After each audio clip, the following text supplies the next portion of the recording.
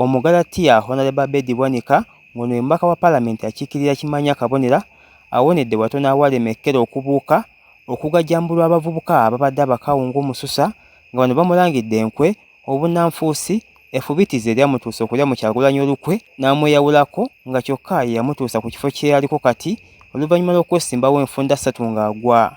Abedi Bwanika alya mu Bobi Wine olukwe gasiya kaali kamaze ebisanja bimekana kayitawo lwaki yalya mu muganda munno olukwe bali eyo mu Parliament agizimbiza kabutaatu talina byasante esalidde mu muganda munno olukwe atwala eri entumbi ya Abedi Bwanika.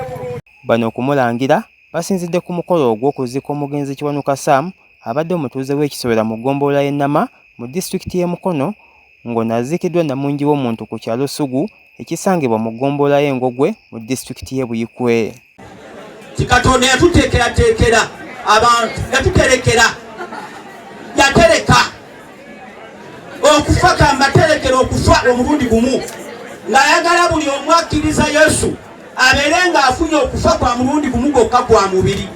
Abedi Bwanika nga tannafubutulwa asoose kwogerako eri abakungubazi bw'atyo n'abasaba okulonda abo bokka abasobola okufuuwa Oluzungu kubanga mu Parliament lwe lulimi olukozesebwa mu kuteesa nga n'olwekyo bave mu kulonda abantu abadda mu kugereesa okwogera ebisoko n'ebitontome. Mu Parliament bateesa mu Luzungu ankiddemu.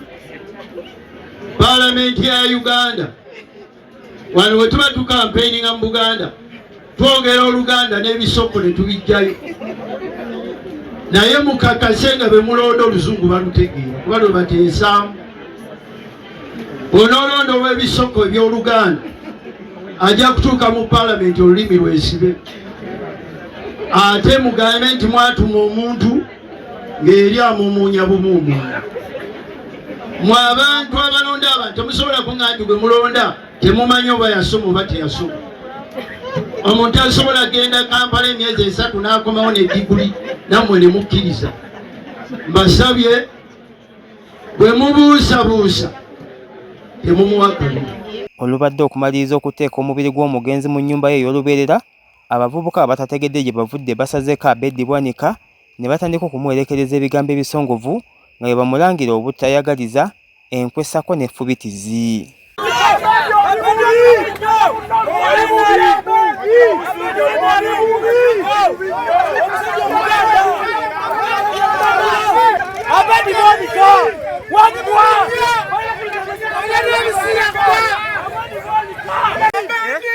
Abedi yakoze ki aho?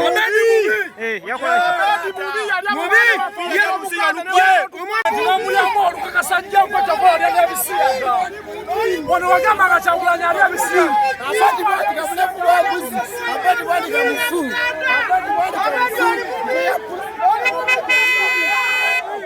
ono alabye embeera egayegaye bw'atyo ne yeemulula ng'omusota ne yeesogga emmotoka ye n'emuggyawo wakati mu kwebwalabwala.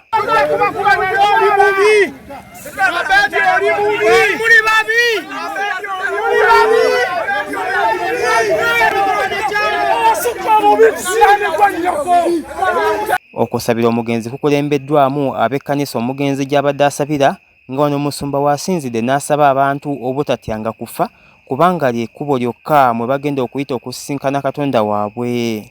Era nze kyenva ngamba guno gwe mulyango ogutuyingiza okuddayo eri Katonda okufa.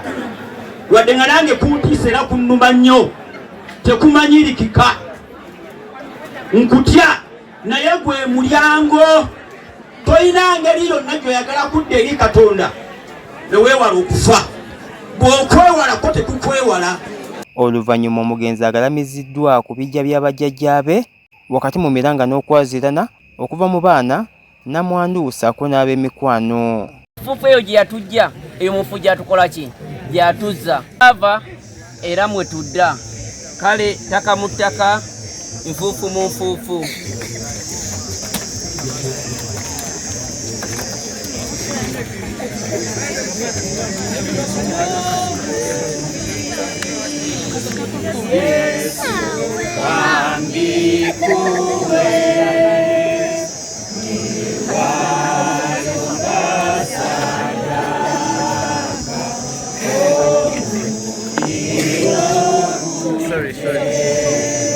Bedi Bwanika kibadde kimugwana.